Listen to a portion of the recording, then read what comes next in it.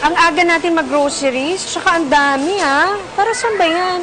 Kasi dadating si Tita Tintin mo, tumawag siya, dadalaw sa atin. Yung kapatid ni Papa? Oo.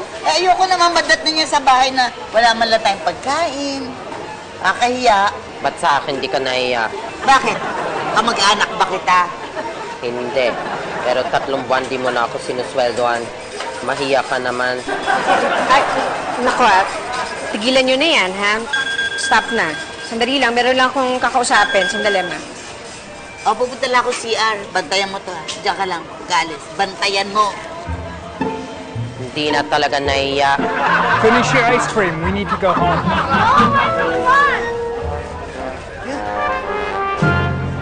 Excuse me.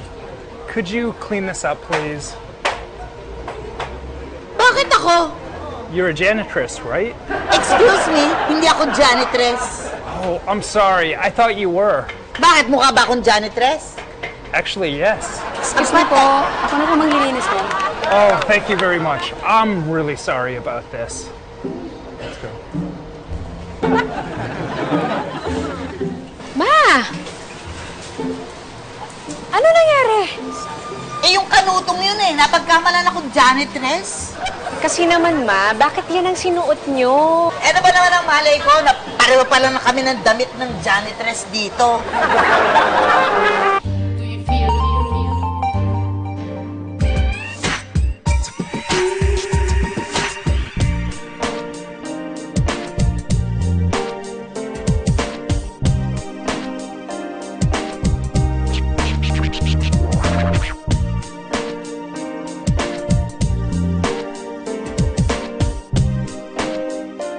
Hi.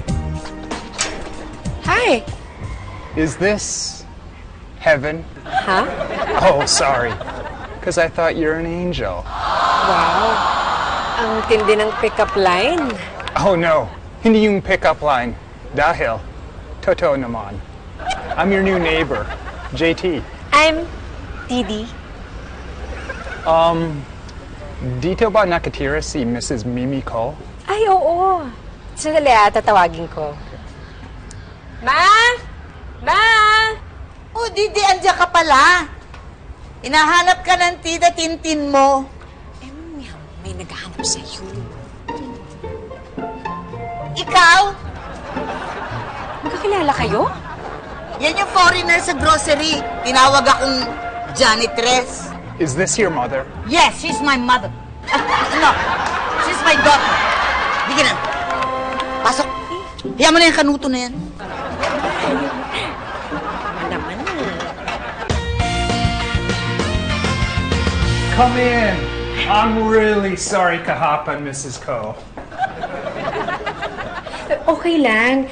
Napaliwanag ko na naman kay Mama na hindi mo naman sinasadya na mapagkamalan siyang janitress. Here you go. Thank you. Since ikaw ay bagong homeowner dito sa village, naparito ako para ibigay sa'yo tong form na to. You have to sign this. Yeah, sure. Thanks. Can I offer you some drinks or merienda? Ah, naku. Huwag na. Anong wag na? Yaan mo na. I have sandwiches. Wait, I'll go get some for you. Nga naman, umayos ka naman. Nakakaya kay JT. Ano nakakaya? Ang sama ng ugali niyan. Mabait kaya yung tao. Mabait? Tsaka ma, baka chance ko na ito magka-boyfriend. Ano? Yan ba? Huwag ka na mag-boyfriend ko. Yan din lang. Bakit? Hindi nga maganda ugali. Here you go. Thank you. Sino siya? Pamangkin mo? Hindi. Si Chloe, anak ko. May anak ka na? Yes, I'm divorced actually. Baka may kilala kayong babysitter? I need someone to watch Chloe today since papasok ako sa trabaho. Wala akong ala. Wala akong kilala. In case may kilala kayo, pakisabi I'll pay $25 bawat araw. Magkano yun? Ako pwede. Alagaan ko. Tutulungan ako ni Didi. Pati ako. O, hindi ba? Sabi mo, gusto mo magka-boyfriend? O, ayan, chance mo na magka-boyfriend. Alagaan mo yung anak niya, kikita pa ako. Payag na si Didi. That's great.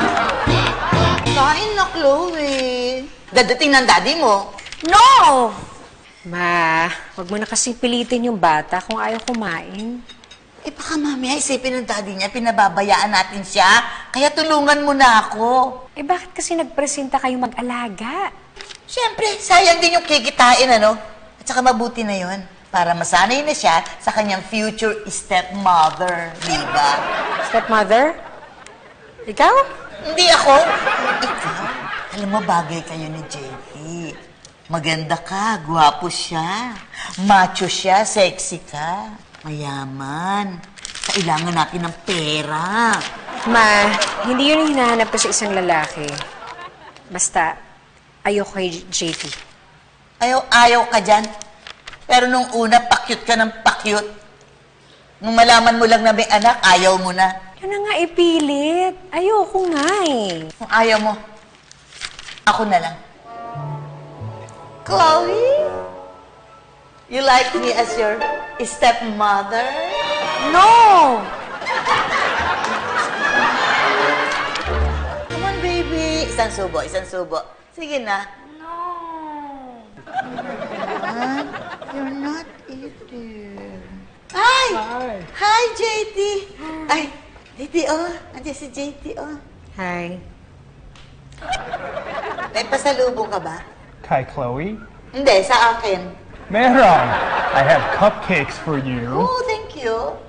For Chloe. Hey, thank you. And for Didi. Galing kina Elsa yan, di ba? Meron ka rin kami yan. Salamat ka nga, pinapasalubungan ka nga eh. So, how's Chloe, Mrs. Ko? Oh, she's okay. Ito nga, oh, pinapakain ko, oh. Ang lagi namang sagot sa akin, no. Oh, I'm sorry about that. Mapili talaga siya sa pagkain. Ikaw, Didi? Kumusta ka? Okay naman ako. Naghahanap ng trabaho. If you want, try sa company namin. Hiring kami for call center agents. Oh, Didi! Meron silang company. Dali, mag-apply ka doon sa trabaho sa kanila. At pag may trabaho ka na sa kanila, o di magkasama na kayo lagi. I like that. Can I borrow a pen? Ay, sure. Here. Here's the number for our recruitment office. Tawagan mo yan para ma-schedule ka for a job interview. Thank you. Okay na. Thank you. You're welcome. Anything for you, Didi. So paano?